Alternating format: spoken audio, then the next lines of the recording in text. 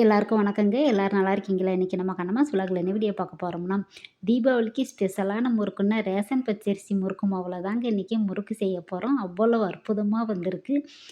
எண்ணெயே இழுக்காம மொறுமொறுப்பான முறுக்குன்னா ரேஷன் பச்சரிசி முறுக்கு மாவு தாங்க. இதே அளவுகளோட செஞ்சு சாப்பிட்டு பாருங்க. காப்படி உலக்குல ஒரு உலக்கு ரேஷன் பச்சரிசி முறுக்கு மாவுங்க. பொட்டுக்கடலை மாவு இந்த சின்ன கரண்டியில ஒரு 2 கரண்டி சேர்த்துக்கறலாம். நல்லா நைஸாக அரைச்சிக்கிறணும் பொட்டுக்கடலைய. வெண்ணெய் வந்து உரிக்கிறலாங்க. ஒரு 25 கிராம் இருக்கும் வெண்ணெய். ஓமம் ஒரு 1/2 ஸ்பூன் சேர்த்து கையில் நல்லா இந்த மாதிரி நசுக்கி சேர்க்கும்போது நல்லா வாசமாக இருக்கும்.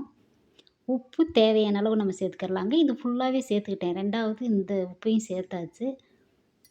தூள் உப்பு சேர்த்துக்கலாம். இப்போ எள்ளு ஒரு 1 1/2 ஸ்பூன் சேர்த்துக்கிறலாங்க. உங்களுக்கு தேவையான அளவு சேர்த்துக்குங்க. இப்போ ஃபுல்லாக எல்லாமே நல்லா கலந்து விட்டுக்கிறலாம்.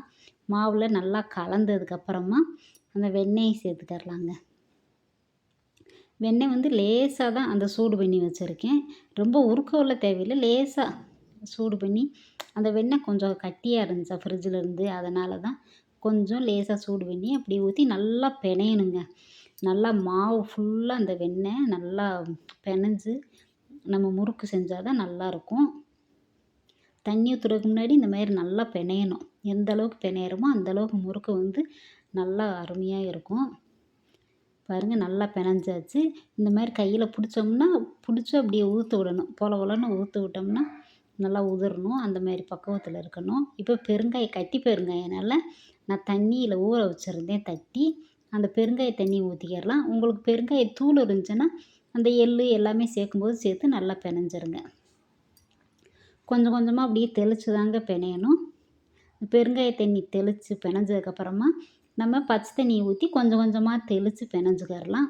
ஏன்னா மொத்தமாக ஊற்றிட்டோம்னா தண்ணி எக்ஸ்ட்ரா போனாலும் போயிடும். அதனால் அளவாக பாருங்கள் இந்த பக்குவத்தில் தான் நல்லா பெனையணும். நல்லா சாஃப்டாக மெதுவாக இருக்குது. இப்போ ஒரு ஓரமாக இருக்கட்டும். எண்ணெயை ஊற்றி தேவையான அளவு எண்ணெய் ஊற்றி நம்ம காய வச்சுக்கிறலாம். இப்போ முறுக்கு புளியறதுக்கு அந்த உலக்கில் எண்ணெயை நல்லா தடவிக்கிறலாங்க. அப்போ தான் ஒட்டாமல் நல்லா ஈஸியாக வரும். இல்லைன்னா அந்த உலக்கில் ஒட்டும். எண்ணெயை தடவினதுக்கப்புறமா மாவு எடுத்து உலக்கில் வச்சுக்கிறலாங்க. மாவு பாருங்கள் நல்லா சாஃப்டாக மெதுவாக இருக்குது. ரொம்ப தண்ணியாகவும் இருக்கக்கூடாது, ரொம்ப கெட்டியாகவும் இருக்கக்கூடாது. அப்போ தான் முறுக்கு உடையாமல் எண்ணெய் இழுக்காமல் இருக்கும். இப்போ கொஞ்சம் மாவு இருக்குது. தட்டை வச்சு மூடி வச்சிடலாங்க காஞ்சி போகாமல் இருக்கிறதுக்கு. இப்போ முறுக்கு பாருங்கள் புளியும் போது இடையில அந்த கட்டாகாமல் உடையாமல் வருது பார்த்தீங்களா? இப்படி தான் இருக்கணும். இதுதான் பக்குவம். நல்லா இருக்குது பாருங்கள் பார்க்கவேவும். இப்போ எண்ணெய் நல்லா காஞ்சதுக்கப்புறமா தாங்க நம்ம எடுத்து அப்படியே எண்ணெயில் போடணும். அந்த முறுக்கு புழிஞ்சு வச்சுருக்கோம் இல்லையா அதை. ஃபஸ்ட்டு 3 முறுக்கு தாங்க போட்டேன். அடுத்து 2வது பேட்சில் 4 முறுக்காக போட்டாச்சு. நல்லா நுரையா வருது பாருங்கள். நல்லா பொங்கி நல்லா வேகணும். நல்லா வெந்தால் தான் சாப்பிட்றதுக்கு மொறுமொறுப்பாக இருக்குங்க. வெந்து வேகாமல் எடுத்தால் சாப்பிட்றதுக்கு வதக்கு வதக்குன்னு நல்லா இருக்காது, டேஸ்ட் இருக்காது.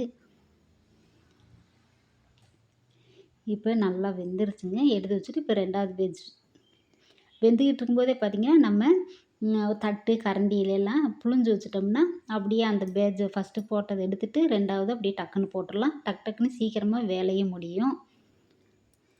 பேப்பரில் நீங்கள் நியூஸ் பேப்பர்லலாம் புழிஞ்சு வைக்காதீங்க. வாழை இலை, வெள்ளை துணி இந்த மாதிரி இது தட்டு கரண்டி இந்த மாதிரி இதில் புழிஞ்சு வச்சிங்கன்னா தாங்க நல்லது. அந்த பேப்பரு உடம்புக்கு கெடுதல். பாருங்கள் இப்போ 2 3வது பேட்ச் போட்டாச்சு. மொத்தம் 14 முறுக்கு வந்துச்சுங்க. காப்படி உலக்குக்கு 14 முறுக்கு வந்துச்சு. நல்ல டேஸ்ட்டும் அருமையாக இருந்துச்சு. தீபாவளிக்கு ஸ்பெஷலாக நம்ம ரேஷன் பச்சரிசி முறுக்கு மாவில் செஞ்சுருக்கோம். வீடியோ போட்டிருக்கேன் பாருங்கள். எண்ணெயும் அதிகமாக இழுக்கவே இல்லைங்க. 1 மாதம் ஆனாலும் மொறுமொறுப்பு தன்மை மாறாது. எண்ணெய் கக்கு வாடையும் அடிக்காதுங்க. பாருங்கள் அப்படியேவும் எண்ணெயில் அப்படியே போடவும் அந்த முறுக்கு அந்த பிரியாமல் இருக்குது பார்த்தீங்களா? பிரியாமல் அப்படியே உடையாமல் அப்படியேவும் நல்லா அருமையாக நம்ம இப்போ எப்படி போட்டோமோ அப்படியே தாங்க வந்திருக்கு. முறுக்கு எல்லாமேவும் போட்டு எடுத்தாச்சு. நல்லா கலர்ஃபுல்லாக இருக்குது. டேஸ்ட்டும் அருமையாக இருந்துச்சு. நல்லா முறுக்கு ஆரவும் இந்த மாதிரி சம்படம் தூக்குவாளியில் எடுத்து வச்சு விட்டோம்னா மேலே ஒரு கவர் போட்டு மூடி வச்சு விட்டோம்னா மொறுமொறுப்பாக அப்படியே இருக்கும். இதே போல் நீங்களும் செஞ்சு சாப்பிட்டு பார்த்துட்டு எப்படி இருக்குன்னு சொல்லுங்கள். வீடியோ பிடிச்சிருந்தா லைக் ஷேர் கமெண்ட் பண்ணுங்கள். பாய்.